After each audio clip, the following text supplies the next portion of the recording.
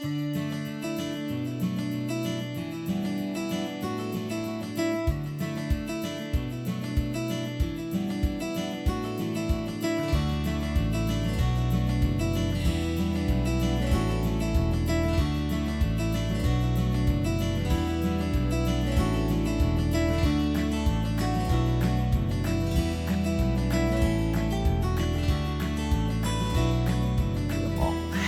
want to start with the early years of Anabella. Okay. And growing up in Venezuela, how did that shape your relationship with beauty and creativity and design? I love that question. Not many people ask me that. My mom is an interior designer. My aunt was a teacher in the fashion school back home for historic costume. My grandma's a sculptor, so I was surrounded by beauty my whole life. My home was always changed, the interiors. My mom was always doing different projects, so she had her own firm. So I just grew up surrounded by that. That's basically where it all came from with it. And I went to engineering school because my parents didn't let me go to creative school. They were like, you have to be an engineer. That was the first thing that, in high school, I was a good student. So in Venezuela, it's a third world country, developing, so going to creative field, it's frowned upon. So you're either a lawyer, engineer, doctor. Those are the options on the table. So I studied industrial engineering, and halfway through, I talked to my parents and I said, I really want to study fashion. This is really what I'm passionate about. And they were like, no. We think that you're halfway through, finish, and then when you're done, by all means go and do that. And that's what I did. So I finished it. I'm so grateful I did. It created the basis and the foundations of being an entrepreneur. I loved it. It was great. I did an internship in marketing in Pepsi. That was awesome. I learned so much in the corporate world. And then when I moved to Colorado, I found out that CSU had a fashion program, so it's just meant to be. I enrolled right away. You didn't connect into the fashion industry until you got to Colorado? Correct. Yeah, Oh, I was wow. in my 20s. Yeah. Yeah, So how old were you? It was after college, so Okay. I was 25. Okay. Yeah, so the thing is, I've always been super passionate about it and about anything creative. And when I was in engineering school, I did have a boutique in my house. I would come to the States and shop and bring clothes and sell them out of my spare bedroom. What? I did that for 2 years.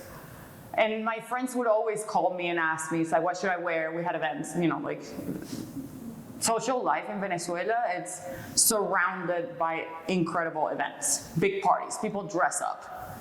Weddings, quinceañera, even if it's just let's just get together, have a few drinks before we go to a club or anything like that, it's a production.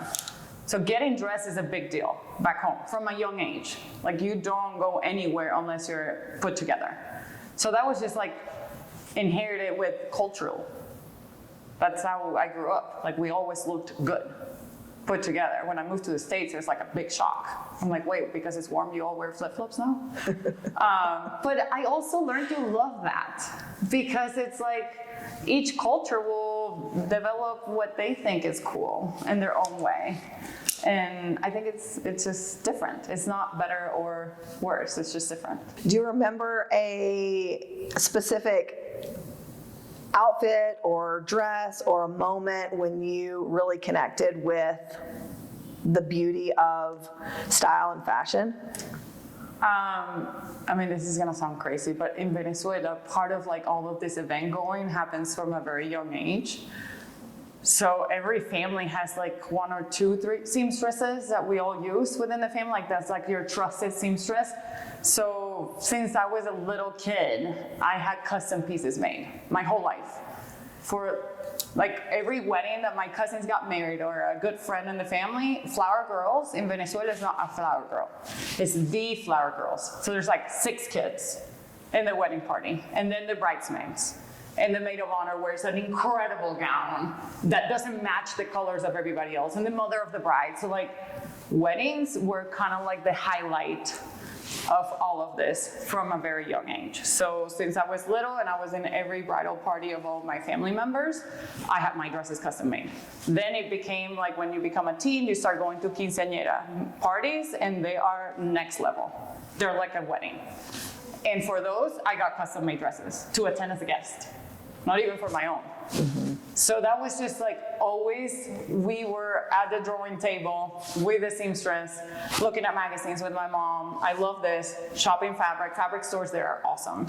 So I was like surrounded by that my whole life. But for me, opening a studio that made custom pieces, it was a no-brainer because I thought that's what people did. Later, I found out that that was completely insane, and I had to basically teach the market here to want that experience. And then I realized that that wasn't necessarily the best outlet from a business standpoint, but that was my first goal. It's like, I'm gonna study fashion because I wanna have my own atelier, and I wanna make custom gowns because that's how I grew up, was getting that done for myself, my mom, seeing everybody in my family getting that done. It was like normal. Yeah, you were being And there's all trained. prices too. It's not like only, there's for every budget to some extent, you know? Oh, wow. There's like low-cost seamstresses, the high-end seamstress, there was seamstress that worked for Carolina Herrera for years and they moved back home. You know, there's all of it. And there's also a lot of great designers locally that would have something like what I have here. It's very much shaped for what I saw growing up. And I did my CSU internship, I did it in Venezuela. I went back home that summer. And I worked at a couture house. I mean, it's not called couture, but it's like a high fashion house that did all custom. And it looked very much like this. And I remember when I was there, the owner, who's an incredible designer, she was like, one day you're gonna have your own. And I'm like, she's crazy, she doesn't know what it is like in the States. And then we did it. Oh, wow. Yeah, super cool. So, okay, so you wanted to do this. You knew you wanted to study design, but you went the engineering route, which also I can imagine is incredibly helpful in your line of work. It worked great. What emotions were you feeling when you couldn't do design from the beginning? Yeah, that was for sure very frustrating. I failed the first year of engineering school because it was like a big shock of like, oh, this is really, really not my thing, you know? So it was like going through that emotional distress of, I also left home, you know, moved to the big city by myself. I was only 17. You know, all the emotions you go when you start college. You're a freshman, you leave home, you're a kid, you're trying to figure out who you are. Good thing is that I made amazing friends. Like my social group, my people I surrounded myself were incredible. So that kind of helped me keep grounded on like not getting depressed and just being happy to be there and the experience. And I think that kind of pushed me through like, okay, all my friends are happy doing engineering, let me just jump on that boat. And the moment I made that click in my head of like, this is it, I did great. My grades went up, like I excelled, I made great connections with my teachers, like everything shifted once my attitude changed. It was incredible. And because I was still doing all of the cool events I was attending to, that's sort of how I channeled it, was basically, okay, I'm not doing fashion, but I can do it on my own. So also like my budget was somewhat a little bit limited at the time. But I was like in a circle that was really wealthy. So all the events I was going to require a next level of looks, but I didn't have that many looks. So I was constantly tweaking, sewing a little thing, going to my grandma's closet, pulling a cool vintage scarf and just like making it my own. And it always looked incredible. And it was just being resourceful. And because I liked it, you know? So I would like buy something that wasn't, you know, very expensive and I would mix it with something really high end from my grandma's closet and just kind of like made it work. I had a party, I remember this gal, you might want to cut this, but This gal had a party. It was her 18th birthday, and it was Playboy themed. I'm like, I'm not gonna do that. I'm very like proper, like that's my personality. So I'm like, this is insane. Like her parents, and it was the party of the year. I'm like, what am I gonna wear? So I had like the typical prom dress that was black with white right here. You know, I don't know if you remember that look, like everybody had it. Yeah. I had it for like in my closet from one of the big parties I went to, and I'm like, this is it. So I chopped it, made it into a mini, pushed out the tulle out, and then with sequins created like the Playboy bunny, you know, on the skirt. So it was sort of like a cool dress inspired by the Playboy bunny theme, but I wasn't gonna dress like a bunny. I'm like, no. Yeah. And I had the best look of the whole party that I just made in my bedroom. So it's just cool things like that I was constantly doing.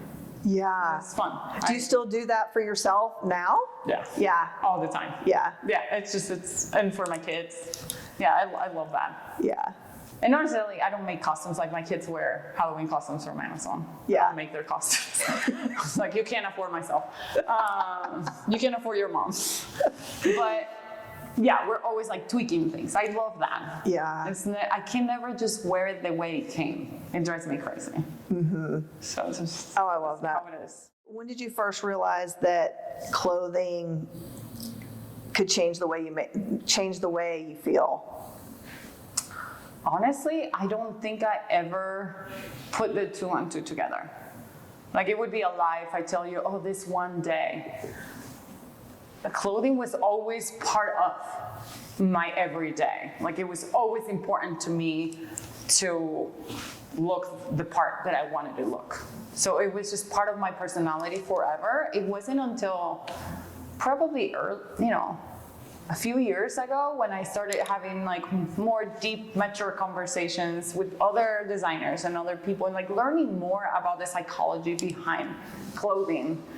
Probably when I was at CSU, there's a couple classes where you talk about that, and that's when it's like, okay, it became apparent that that was a thing. But it wasn't, like a specific, I always carried it out in a natural way, and not like I need to change my wardrobe to feel better. It was always fun to do it, regardless. I never questioned it. You feel like this is what you've created here is in your purpose? Absolutely, 100%. I tell my team all the time, I say, we are here to serve. That's our goal, is to serve. And then I want to show, and I don't want to sound cocky or anything like that, but I truly hope that what I do can show other people that you are put here to fulfill your God-given talent and serve in the best way you can. And honestly, like if I am really good at pulling things together and help you, because it's not, like it's really hard for people to put together an outfit.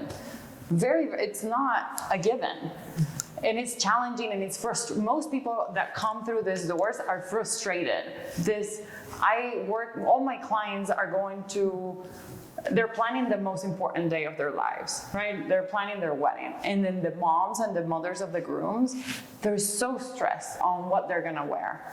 So if there's something we can do to alleviate that stress, oh my gosh, I feel so fulfilled. That in part, right, from the style perspective and also from the teaching perspective, because we also have an internship program here. So I feel like my two God-given talents would be, yes, sewing and construction and like knowing how to put together and styling in general, like a whole look or an event or a home. It all is connected. Like I'm not an interior designer, but I love my home and how I styled it. And I have those conversations with my mom and I'm like, hey, I'm buying a couch. Can we like put together a mood board? Like it just comes natural and I loved it. I love the process of curating all of that. Same for our clients, but I also love teaching that because I do think it can be taught to some extent. Yeah. So that's why from day one, I started an internship program in the studio. I wanted to make sure that CSU students that were studying fashion could stay locally and live the New York experience without having to move to New York. I love the mirror there for, It's truly so beautiful because like you as a child, it's like you were in your own internship. Totally. And now Absolutely. you've completely returned the favor for these amazing students. And It's so fun. yeah, it's like you're doing what was done for you in such a beautiful way. Yeah, and it wasn't necessarily planned or staged in any way. It just came natural and just kind of leaning into the path and just like shaping it that way. It's insanely crazy how much I love teaching, mentoring these kids. It's like, I love it. It's such a fulfillment for me. Like if I didn't do any design and I only had to do teaching, that would be fine. Or vice versa, So like I'm happy that I've been able to combine both. I thought for a long time that I just want to be a professor at CSU in the design department, full time. And that's why I went back for master's. And because I knew that I needed to have a master's to teach upper level. And I did, and I loved it so much. But then when it became the opportunity to just do that full time and not do this, it felt wrong. So then they were like, okay, there's this options. And I'm like, I would literally have to shut down my studio to take an opportunity to work full time at CSU. I don't want to do that. I absolutely don't want to do that. And I almost did. I'm so grateful for my husband because he's like, don't do that. Even if it blocks you the opportunity to work at CSU 100%, choose the studio. You will always have the opportunity to have students coming in. So I made my classroom here. Yes, you did. Oh my gosh, that's so beautiful. That's incredible. Thank you. It's been really fun. It was hard. It wasn't easy to make that choice because creating the classroom on my end required a big financial commitment, and like it wasn't, if I would have gone to CSU and just keep applying for a job and an opportunity there, that was the easy-ish way out, because if I did get a position, then it's like 8 to 5, and then it's a steady income. It's a great opportunity. Whereas here, it's, very volatile. Yeah. It depends 100% on me and the team to make this work, to bring in the money to be able to, have the classroom. But I love it. I love it so much. How do you begin listening for what a bride really wants? It's a good question. Honestly, so they come, it depends. We have different brides, different types of clients. Because we have, our business model has like 3 pillars, right? It has a tailoring and alterations area. Then we have custom veil design, and then we have styling. The styling is not our big thing. We just have it as an option because we're good at it, but it's not really a product that I push. If somebody needs it, or it's the perfect landing page for me when somebody wants a custom gown, because I don't do that anymore. Learning experiences, and it's just like a custom gown is very time consuming, it's very labor intensive, it's expensive, and honestly it takes over the whole focus of what we're trying to build, so it derails. And I'm not here only for the money. So if somebody has $10,000 to buy a custom gown, great, but then it stops everything that we're trying to do. So we then have to sacrifice serving other pool of clients that also need us, just so we can serve one. And it's just like defeats the purpose of like our concept of like, we want to serve as many brides as we can, and truly help them through their process. So when somebody requests a custom, I say, well, we don't necessarily do that anymore, but we will help you shop and find the good dress then when you order, and if it doesn't fit quite right, we can then take you to the other side of the business and alter it. Oh, that's and beautiful. Make it your own. So that's sort of like what the reason for that to exist. Yeah. And then we have our custom veils.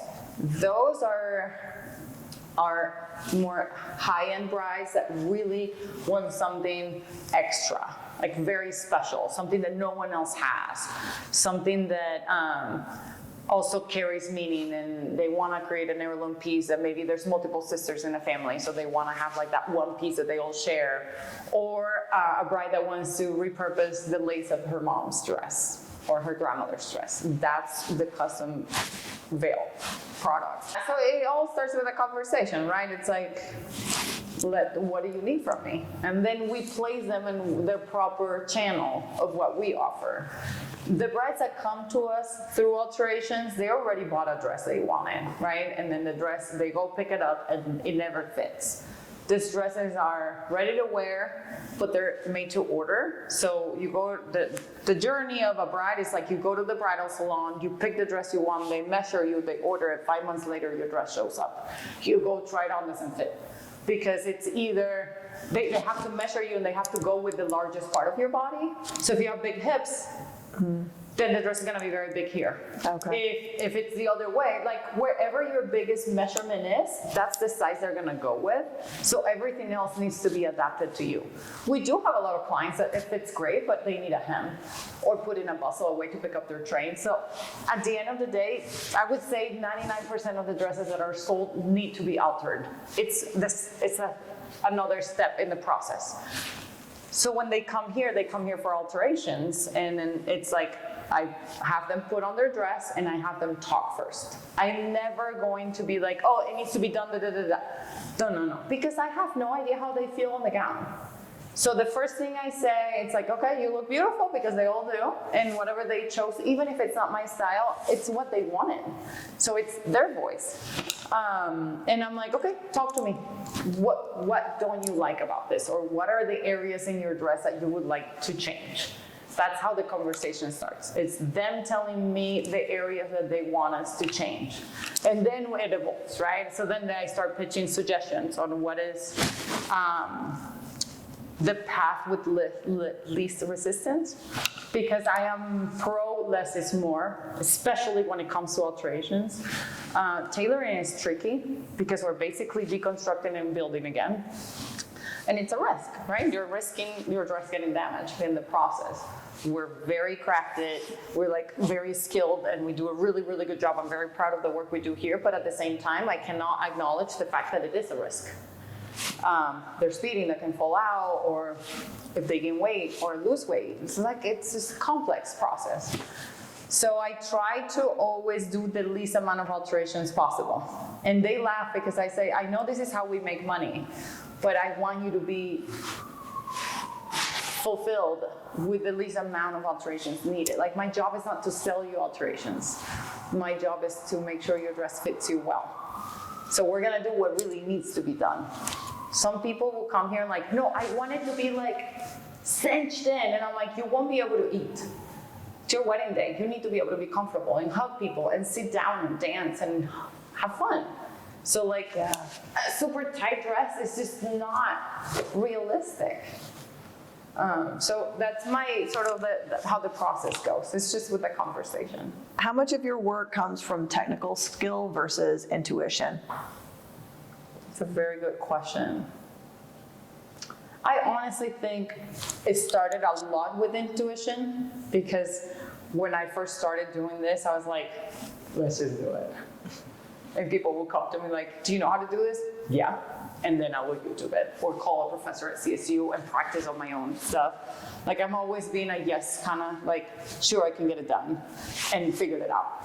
Obviously, after 10 years, we pretty much didn't make anything. And then I also know what I don't want to make, because I know it's not going to be good. If I know I cannot do it really well, I will tell you that's not our place, and we're not going to do it. Suits and stuff like that, if people want us to change shoulders and stuff like that, no.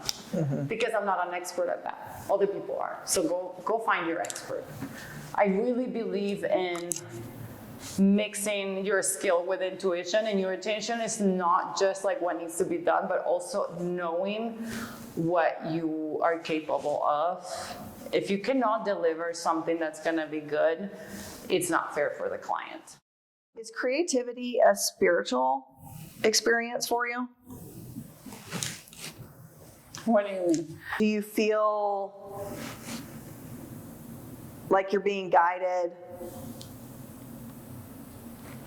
from something beyond yourself through your creativity and design? And I feel like I was just born with a specific eye for things. Like, I would pick something over another. just because it's just like how is my build. So I don't need to like play specific song and create the aura and the moment for me to get the creative fluids going. It's never been like that for me. Totally fine for people that's how they channel it, and I think that's amazing. But for me, it's just like, it's a moment. I also really like to study other work. Like, I'm constantly obsessing over great designers out there. And it's not that I'm copying their stuff. I'm just like, oh, this can be done. Oh, this can be done. So I'm like constantly feeding my brain with like the beauty that other people are creating. That's what really sparks me. It's like, oh, that would be so cool with this other thing. And like, I'm constantly like gravitating towards that. When I need to create something, I just like doing it because I think it would be pretty. But I don't need like an external source to like dive into. And I'm a huge advocate for inspo, for inspiration that's outside of the product that you're actually doing.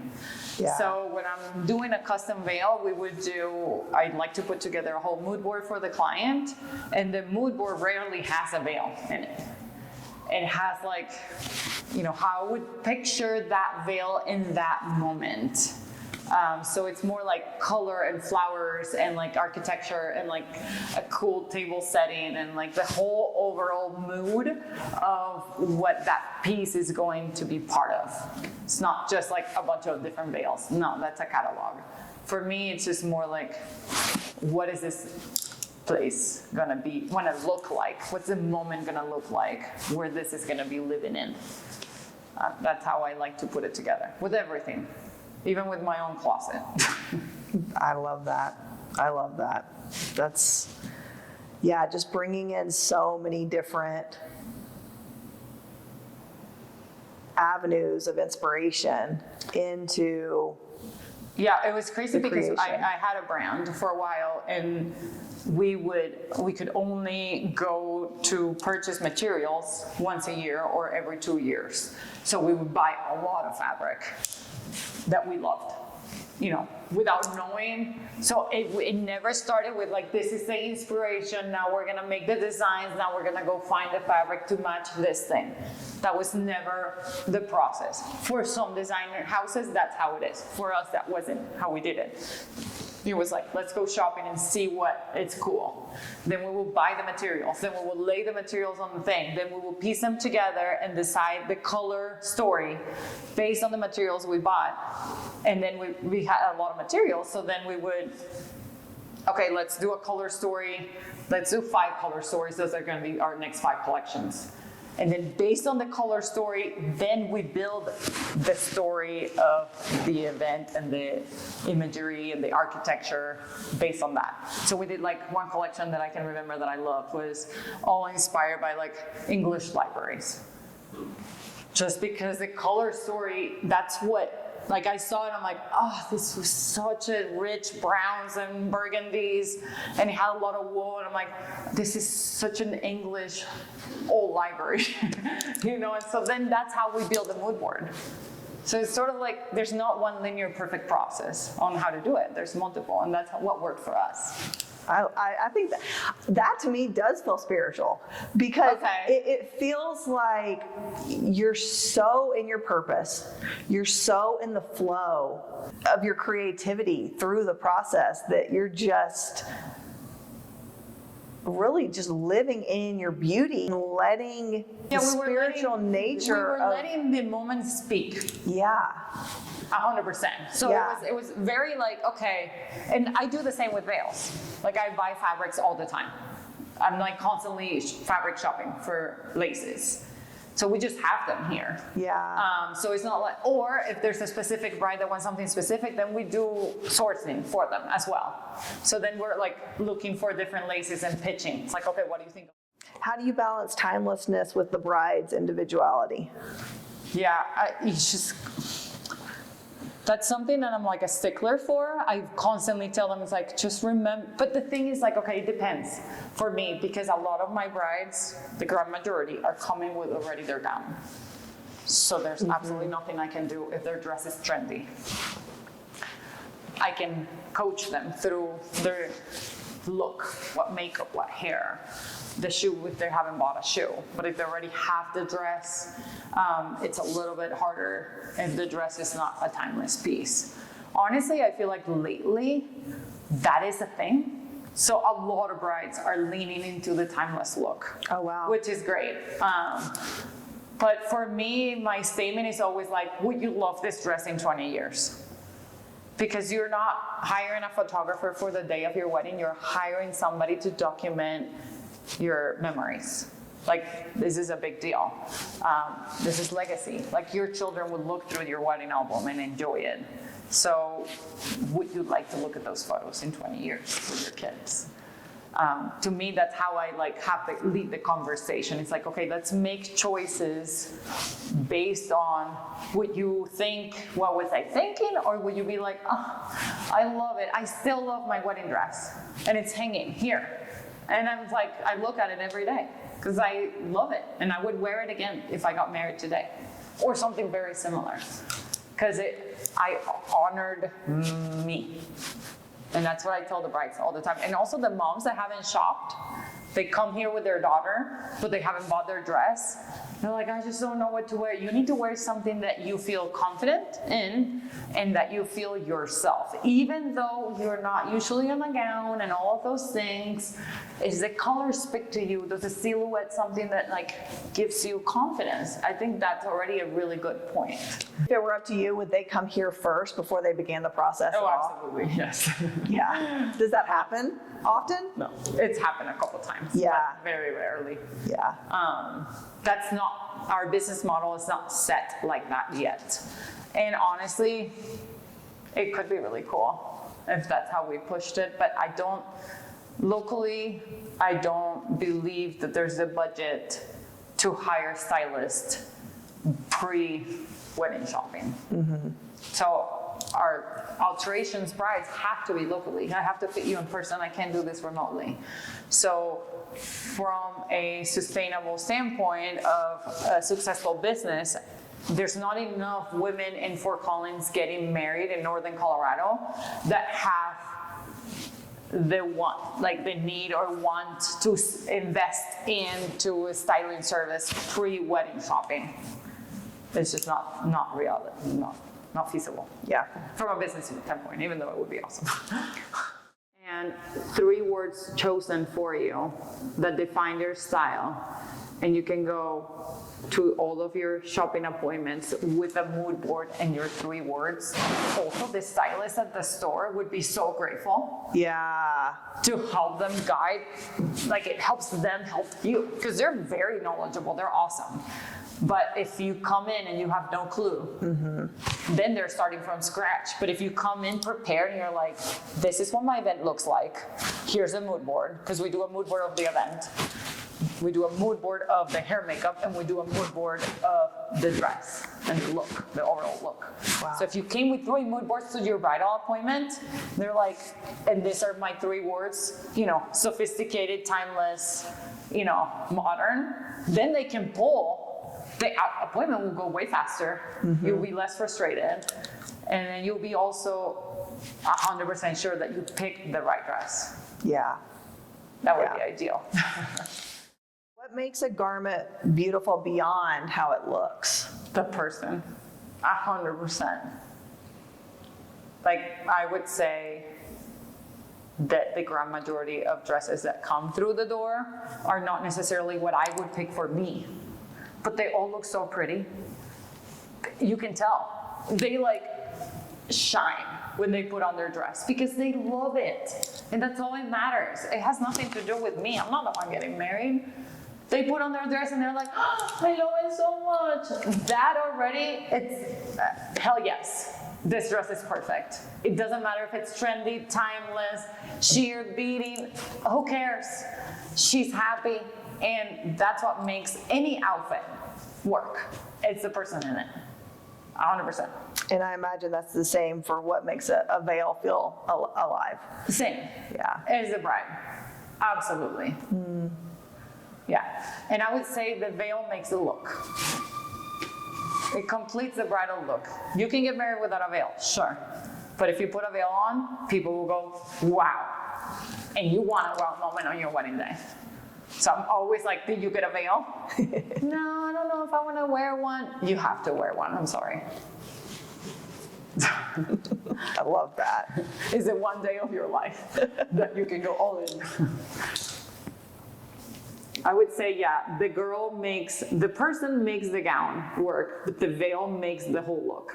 And 3 words chosen for you that define your style. And you can go to all of your shopping appointments with a mood board and your 3 words. Also, the stylist at the store would be so grateful. Yeah.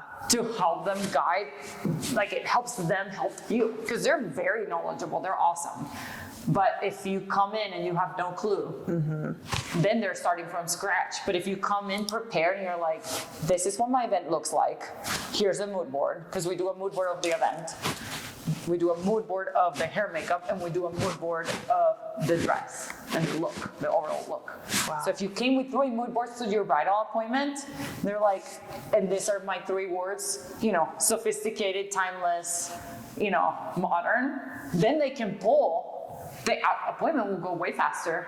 You'll be less frustrated. And then you'll be also 100% sure that you picked the right dress. Yeah. That would be ideal.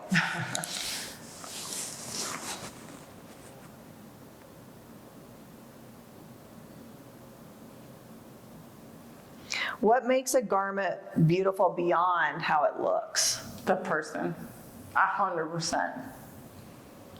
Like, I would say that the grand majority of dresses that come through the door are not necessarily what I would pick for me, but they all look so pretty. You can tell. They shine when they put on their dress because they love it. And that's all that matters. It has nothing to do with me. I'm not the one getting married. They put on their dress and they're like, oh, I love it so much. That already, it's hell yes. This dress is perfect. It doesn't matter if it's trendy, timeless, sheer, beading, who cares? She's happy, and that's what makes any outfit work. It's the person in it, 100%. And I imagine that's the same for what makes a veil feel alive. Same. Yeah. As the bride, absolutely. Yeah, and I would say the veil makes the look. It completes the bridal look. You can get married without a veil, sure. But if you put a veil on, people will go, wow. And you want a wow moment on your wedding day. So I'm always like, did you get a veil? No, I don't know if I want to wear one. You have to wear one, I'm sorry. I love that. Is it one day of your life that you can go all in? I would say, yeah, the person makes the gown work, but the veil makes the whole look. I love that. That takes us right into this. Looking at the veil as a symbolic piece, covering, softening, framing, protecting, revealing. How does all of that come to life for you when you're designing? Well, first of all, it needs to work with the dress. I am very strict about making sure that the veil does not take away first center. It can be. All our veils that have been iconic, it's because people were like, oh, the veil was wow. And I think that's cool, but it only gets achieved if the veil was a highlight, but it was well thought of. If it's something that's sticks out like a sore thumb and everything else doesn't make sense, people wouldn't say the veil was wow. People would say that they wouldn't say anything because it was a distraction. So I think the color is super important because most dresses are ivory, and a lot of veils that are off the rack, like on the market that you buy on, fast fashion, are optic white. And they're no, they lean blue, purplish, white. Yeah. So then when you have, this is a great example because I'm wearing a off-white shirt with a very bright white pants. Yeah. On a casual day, that's actually cool. But on your wedding day, like you don't want your veil to like be a contrast color against your dress. You want the look to be seamless. So even if it's a custom piece that wasn't made with, it's tulle, right? It's sheer, so you can get really close to the color. You just don't want it to be like bright white against ivory. Or if the dress is very bright white, you can't put an ivory veil on it because then it doesn't work. Why do you think a veil becomes such an emotional heirloom piece? I don't know, but it's incredible. Well, I do know. There's a couple things about the veil. Like number one, it fits everybody, right? So it's like it's one of the few accessories of your wedding day that you can lend somebody else. That's a good point. Because it just goes on your head, Yeah. right? Like there's no, it can be a little bit, like if you're a petite gal or like very tall, the differences on the length of the blusher is so minimal, like it doesn't really matter. They're all standard sizes. So very shareable. So that already immediately becomes very heirloomy. It's like, it pulls it into like that, you know, the old school something borrow thing. So like how cool to wear your best friend's wedding veil. Like that's just, it's special to have something borrowed that like has true meaning. And then it's like easy to store. Like it's just a cool piece that tells a story. Also, like it's very simple to incorporate other fabrics and other threads in the family. Like for your dress, brand new dress, to put in your mom's lace on it, it can get a little bit trickier because color matching and it might not go well. But on a veil, we can make that work. So then it can carry out more legacy, more story from like back in the day. Oh, wow. Is there a veil that you've created that you'll never forget? Yeah, my cousin's veil. I'm gonna cry. For me, that veil, it's so much more than the piece because I stopped doing bridal for a long time. And I just like buried it because I focused full in into my brand and I just couldn't do all of it at once. And that was the first big piece I did for a long time. Like I stopped bridal for about 4 years. And then when she got engaged, she's in Miami, and so I couldn't do the alterations for her gown, but I helped her style her whole look. So she was one of those brides that was able to go to the store and be like, this is exactly what I want. And they pulled it, and I was in FaceTime calls with her. So we created her whole look from the ground up. And once the look was created, we designed the veil to match that look. So we had the mood board, we had like the highlight bride that we wanted to, you know, be inspired by, like the whole event itself. I was able to style the wedding party, myself, my aunt, the mother of the bride. So like everything was like perfectly curated. Wow. And it was a great opportunity for me because obviously my cousin, she trusts my eye. So she gave me like creative freedom, just like go all in. And I went all in. And she got married at Miami's Cathedral. Mm-hmm. So the aisle was massive. And I'm like, we're going and we're gonna make the longest veil ever. So it's like 5 yards long. It's ridiculous. Wow. And she wanted a mantilla veil. So her dress had like the all lace up here, and we wanted the lace to be exactly the same as the veil lace. Like the lace on the veil, I wanted to be the same as, and you can find those things. Okay. Because she had a very classic French lace. So I was able to find it in a store in Boulder.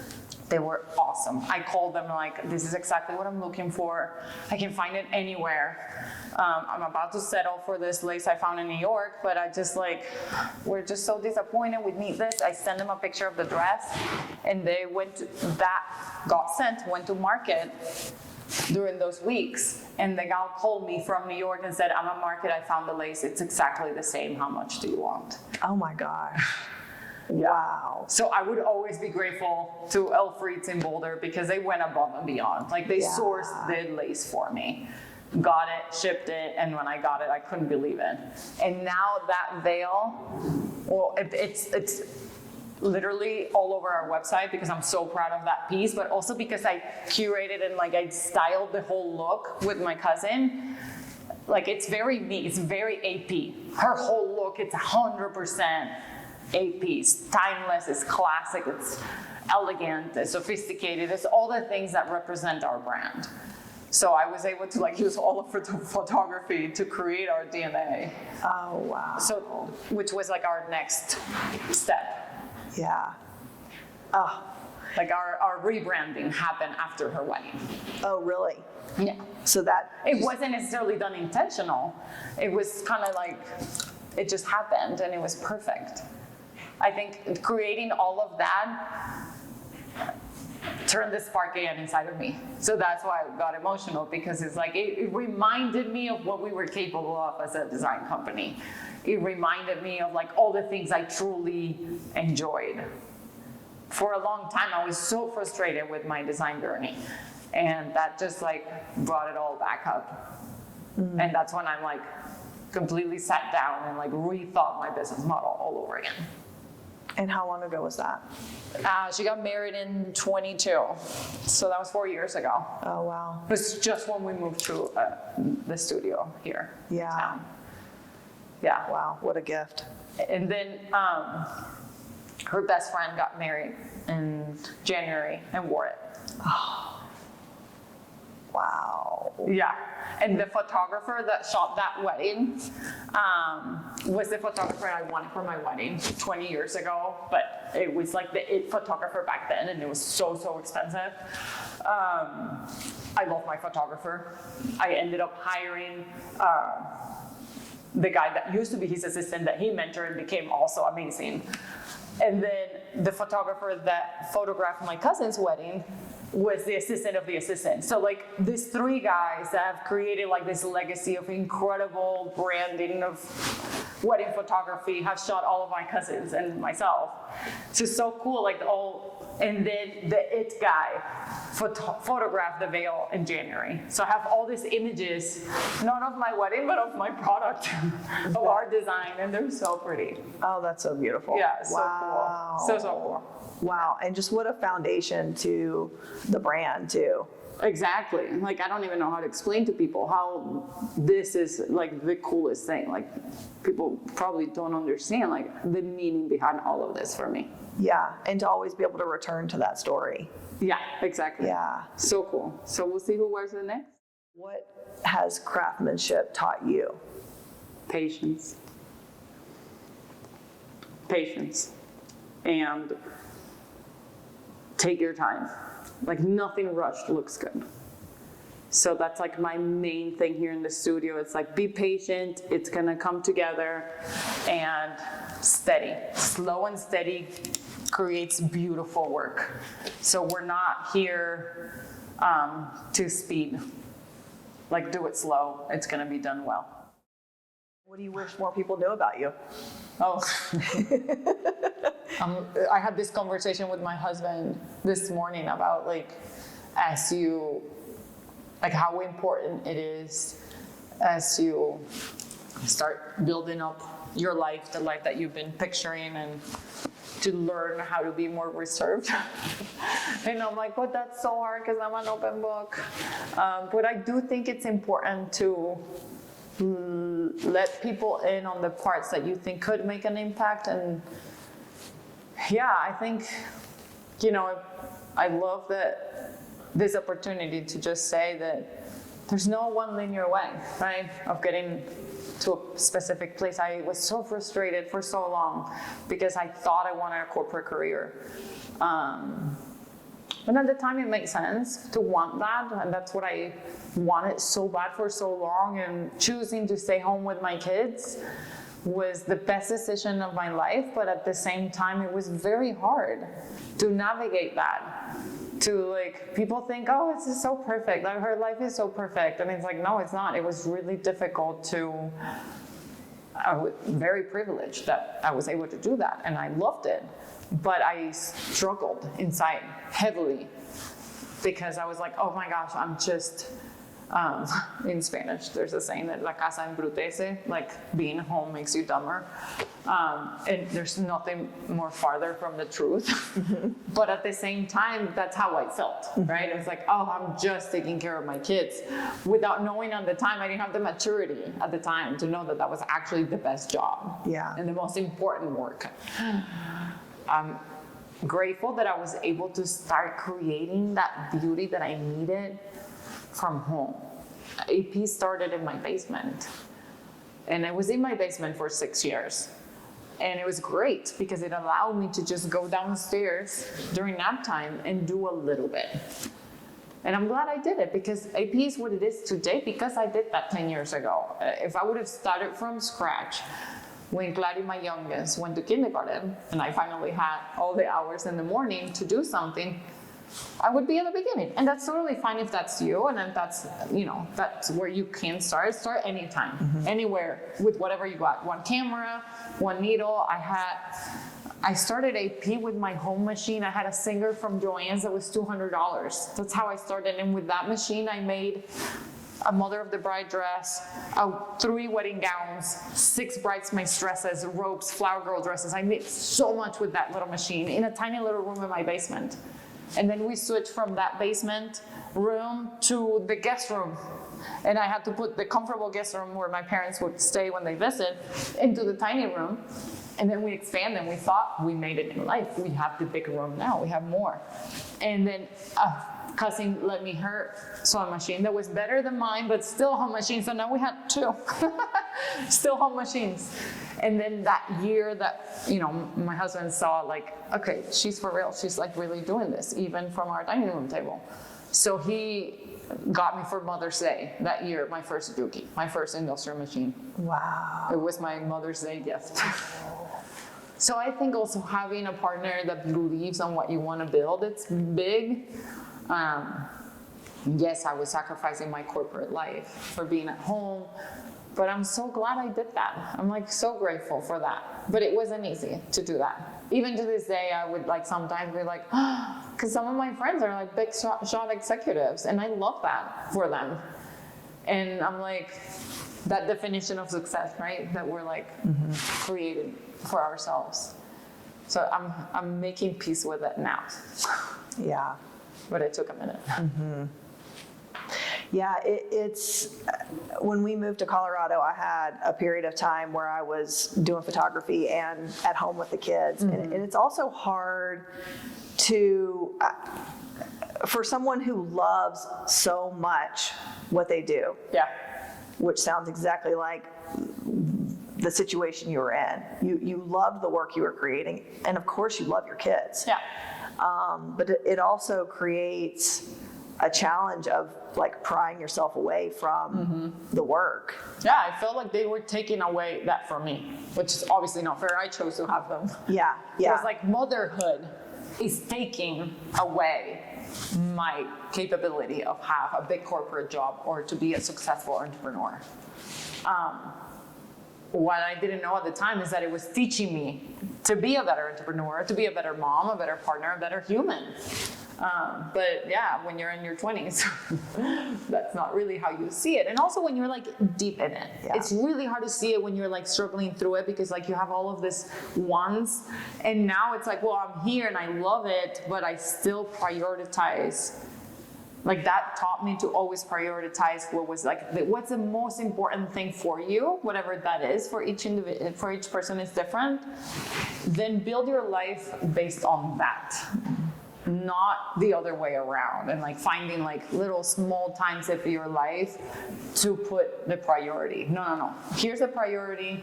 Build there. What part of your work feels most sacred? The client relationships. Absolutely. Beyond any piece of clothing, anything we can do is the relationships that we build here.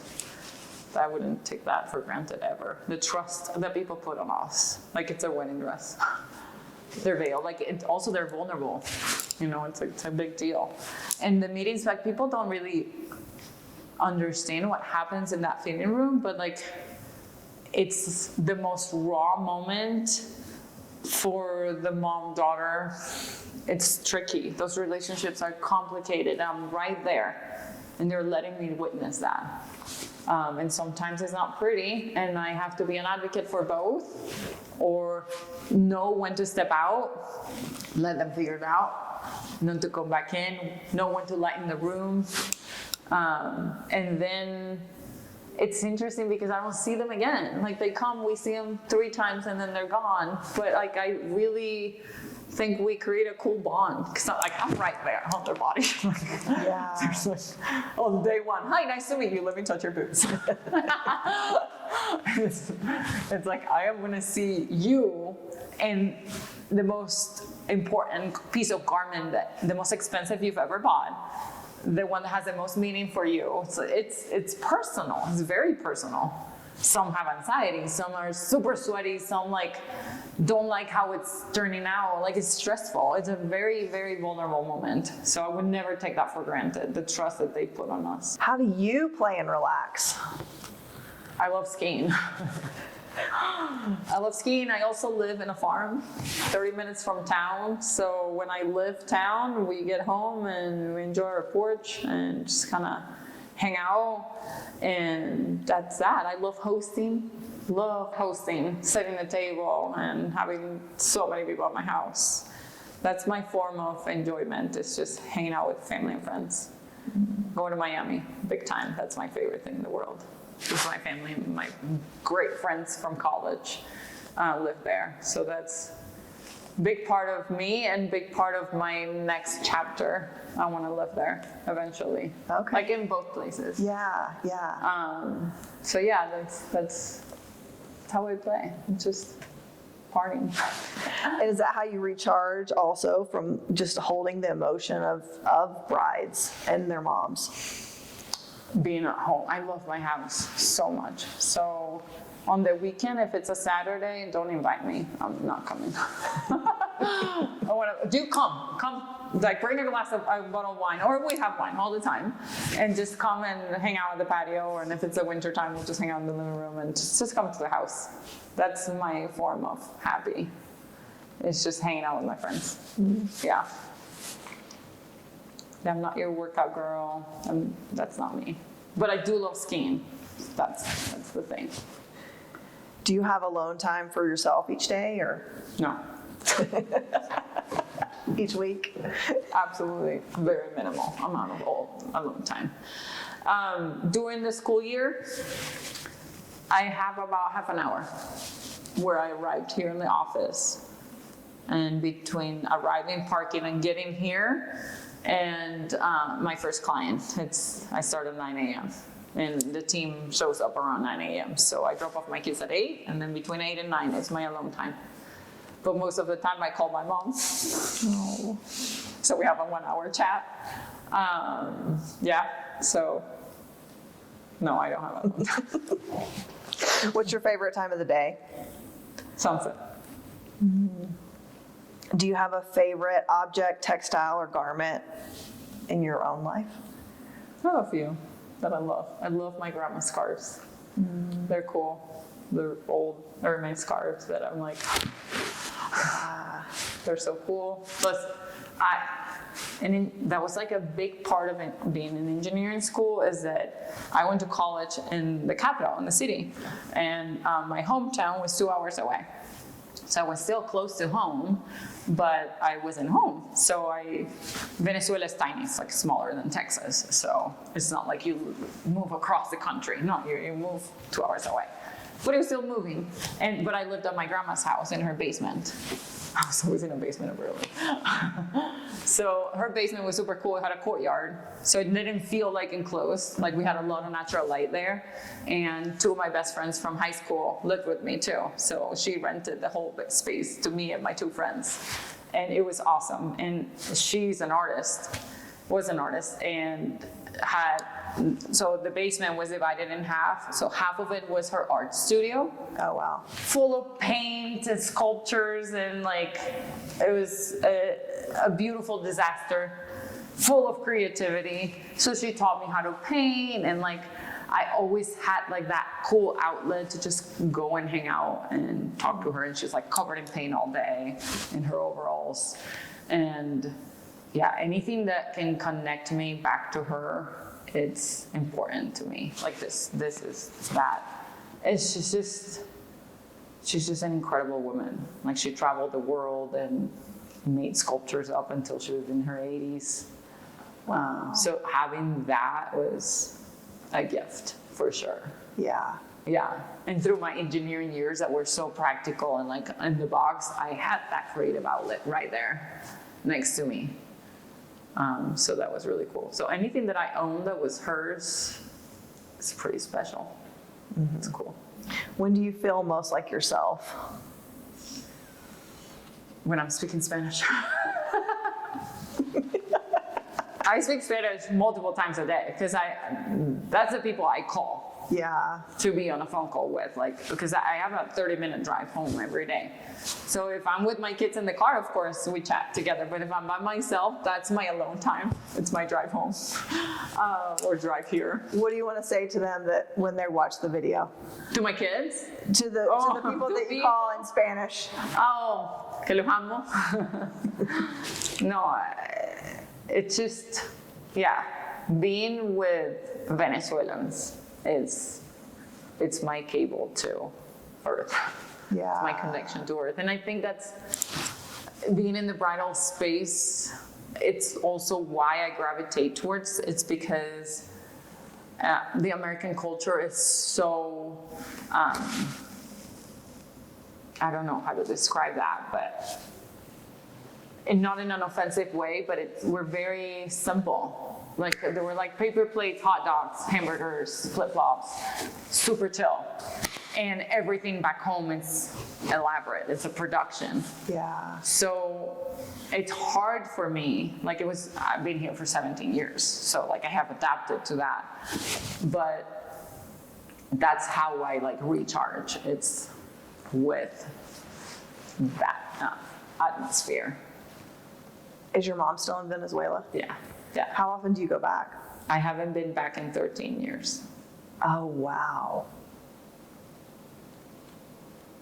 Do you have a trip planned anytime? I'm really scared to go.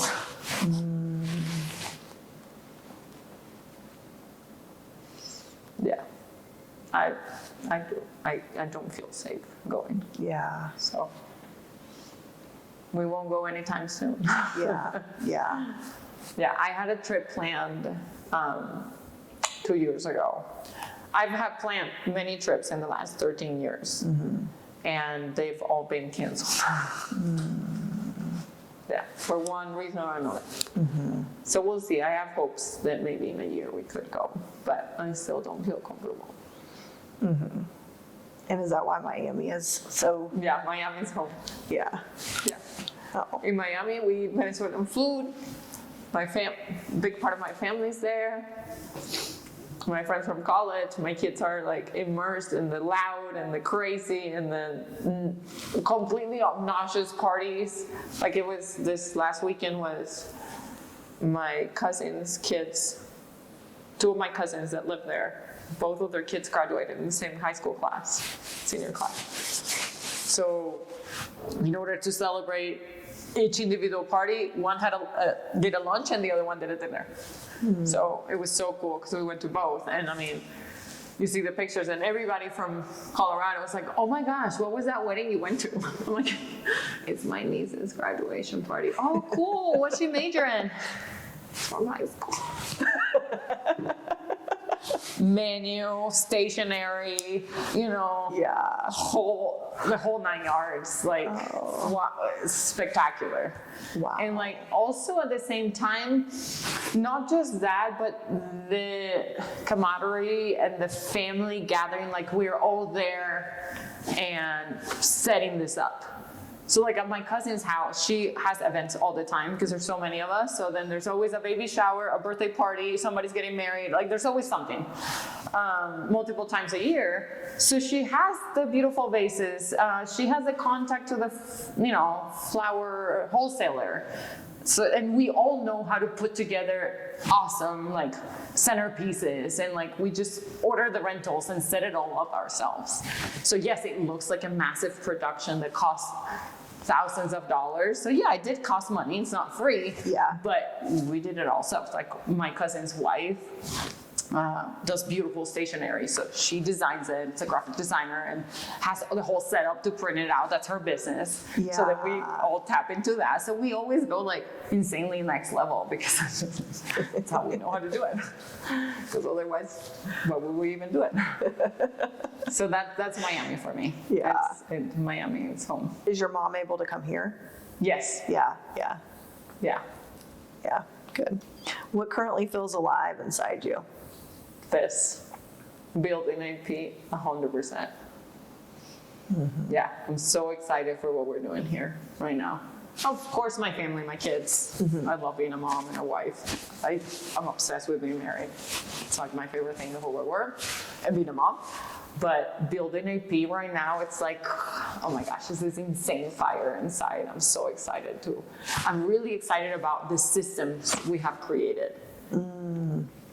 Like the way we run our alterations business is not your typical seamstress. I have infused some intense supply chain and logistics to the process. So like my engineering brain, like from day one, I was like, what we want to accomplish cannot be done with a piece of paper. We can't, it needs to be clean. Yeah. There's too much responsibility. Like we have thousands of dollars hanging on dresses. Like we need to know exactly who each bride is, when they're getting married, when they're coming, how much are they paying, did they approve the quote, all of the things. And it needs to be clean. Like it needs to be all in one place. We have an incredible system that we created, and it's ever evolving. It's not perfect. We're still, polishing it. But from what we had last year to what we have today has been incredible. Yeah, it's so cool to see all of the things that we have been able to put in place to make the client journey more streamlined and more clean. Yeah. That's so important.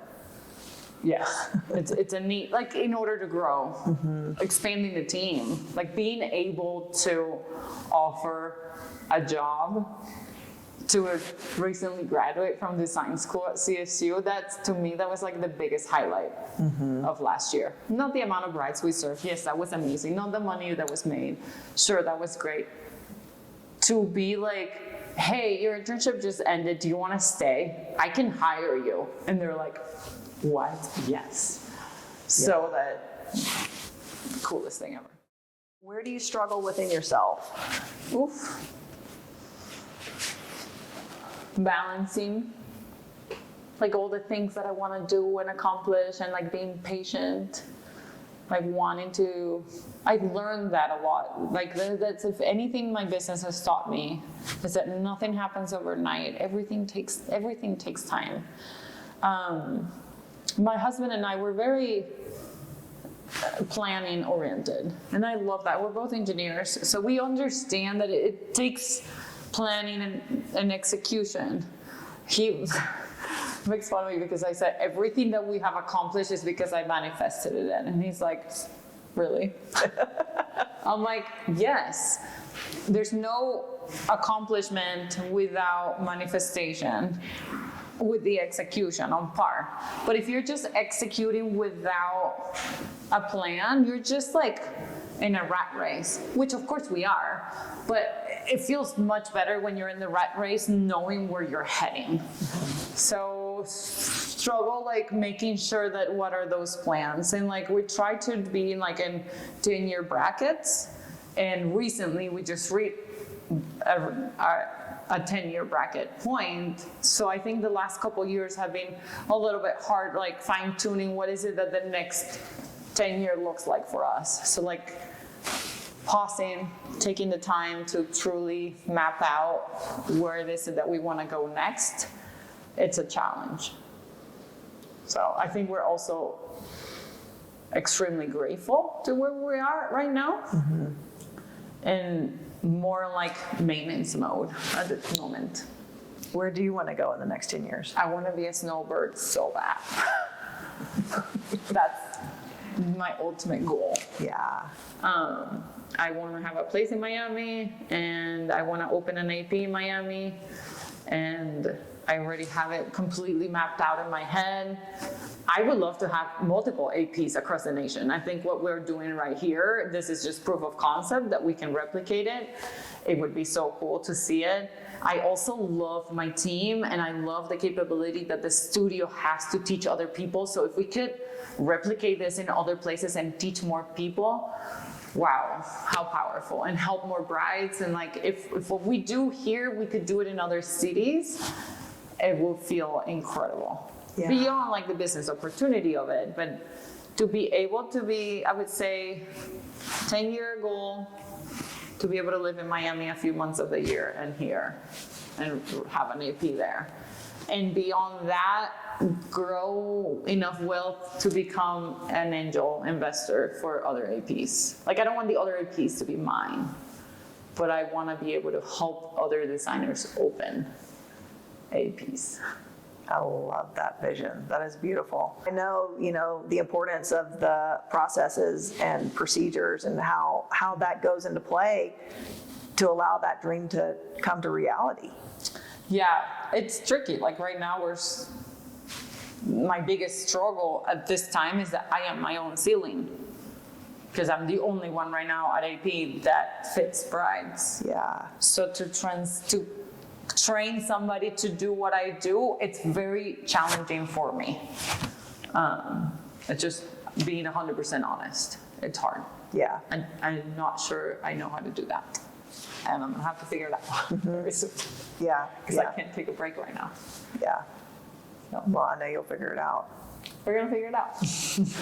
I know you mentioned that you draw inspiration from so many different sources, and I love that. I love that you're not only drawing inspiration just from bridal, but from art and architecture and everything. What do you feel inspired by right now? Honestly, not just right now, but all the time, is interiors. That's really what I gravitate the most all the time. Like a well thought out interior design. It's like, so cool, so good. Like when you enter a room and it's like well thought of, that's like so cool. I was in Keystone this weekend with friends, and we went to a restaurant in Breck, and it was so cool. The whole concept, each level had a different decor, and experiencing good design. Honestly, experiencing good design. Yeah. Entering into a boutique that's like well thought of, like the racks, the color flows. I love that. People are like, oh, traveling. And it's like, yeah, but what about traveling? Mm-hmm. For me, it's not just traveling. It's like when I go to places, entering into like cool coffee shop that was like, the branding, like seeing logos that are like well made. Yeah. Stuff like that. I agree. It gives you life. It gives you life. Yeah. Yeah, for sure. Truly. Yeah, and like I love a good coffee table book. Obsessed with that. I collect them, and I keep them all over my house, and I'm just like sitting there with my coffee and just looking at pretty houses. Yeah. I love that, because then I can envision also like, how pretty would a wedding be Yeah. in this backyard. So like a good event, good well curated things. Yeah. It's like sparks for me. Always. I love that. If someone watching this and listening to this. Women to listen into Yeah. us right now, Yeah. to remember about themselves, man, they got it. They got this. Like, just believe in that, what's within you. And also, spend a minute, hi.